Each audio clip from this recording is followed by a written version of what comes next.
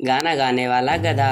बहुत समय पहले की बात है, किसी गांव में एक धोबी रहा करता था, जिसके पास एक गधा था जिसका नाम मोती था।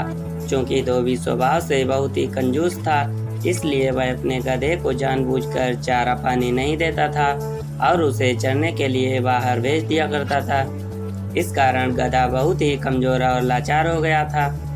जब एक दिन धोबी ने उसे घास चरने के लिए छोड़ा, तो वह चरते चरते कहीं दूर जंगल में निकल गया। जंगल में उसकी मुलाकात एक गीदड़ से हुई। गीदड़ ने पूछा, गधे भाई, तुम इतने कमजोर क्यों हो? तो गधे ने जवाब दिया, मुझसे दिन भर काम करवाया जाता है और मुझसे खाना नहीं दिया जाता। यही वजह है कि मुझे इधर उधर भटक कर अपना पेट भरना पड़ता है। इस कारण मैं बहुत ही कमजोर हो गया हूँ। गधे की यह बात सुनकर गीदड़ कहता है, मैं तुम्हें एक उपाय बताता हूँ जिससे तुम बहुत ही स्वस्थ और शक्तिशाली हो जाओगे। गीदड़ कहता है, यहाँ पास में एक बहुत बड़ा बाग है। उस बाग में हरी भरी सब्जियाँ और फल लगे हुए हैं। मैंने उस बाग में जाने का एक खुफिया रास्ता बना रखा है, जिससे मैं रोज रात को जाकर बाग में हरी भरी सब्जियाँ और फल खाता हूँ। यही वजह है कि मैं एकदम तंदुरुस्त और स्वस्थ हूँ। गीदड़ की बात सुनते ही गधा उसके साथ हो लेता है। फिर गीदड़ और गधा दोनों ही साथ मिलकर बाग की ओर चल देते हैं। बाग में पहुंचकर गधे की आंखें चमक उठती हैं। इतने सारे फल और सब्जियां गधा देखकर अपने आप को रोक नहीं पाता है और बिना देर किए वह अपनी भूख मिटाने के लिए रसीले फल और सब्जियों का आनंद लेने लगता है। गीदड़ और गधा जी भर के खाने के बाद उसी बाग में सो जाते हैं। अगले दिन सूरज निकलने से पहले गीदड़ उठ जाता है और फौरन बाग से निकलने को कहता है। गधा बिना सवाल किए गीदड़ की बात मान लेता है और दोनों वहाँ से रवाना हो जाते हैं। फिर वो दोनों रोज मिलते हैं और इसी तरह बाग में जाकर हरी भरी सब्जियाँ और फल खाते हैं। धीरे धीरे समय बीतता गया और गधा तंदुरुस्त और स्वस्थ हो गया। रोज पेट भर के खाना खाकर अब गधे के बाल चमकने लगे थे और उसकी चाल में भी सुधार हो गया था। एक दिन गधा खूब खा पी कर मस्त हो गया और जमीन में लोटने पोटने लगा। तभी गीदड़ ने पूछा, गधे भाई, तुम्हारी तबीयत तो ठीक है ना?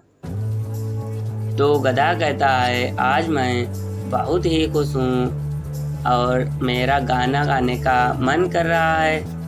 गधे की यह बात सुनकर गीदड़ घबराया और बोला, ना गधे भाई ना, यह काम बोल कर भी मत करना।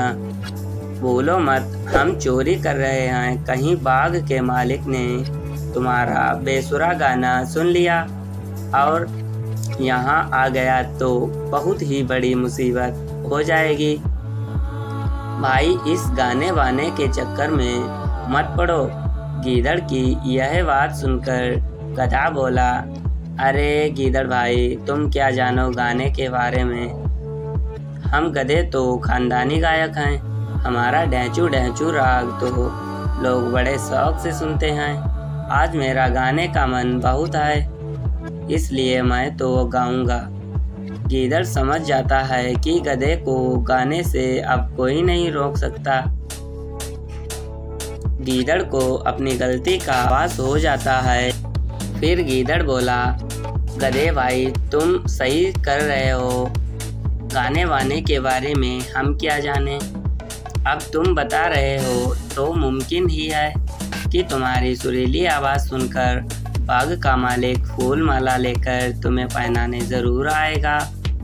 गीदड़ की बात सुनकर गधा गदगद खुश हो जाता है। गधा कहता है, चलो फिर ठीक है, मैं अपना गाना गाना शुरू करता हूँ। तभी गीदड़ कहता है, मैं तुम्हें फूल माला पहना सकूँ, इसलिए तुम अपना गाना मेरे जाने के 15 मिनट बाद शुरू करना।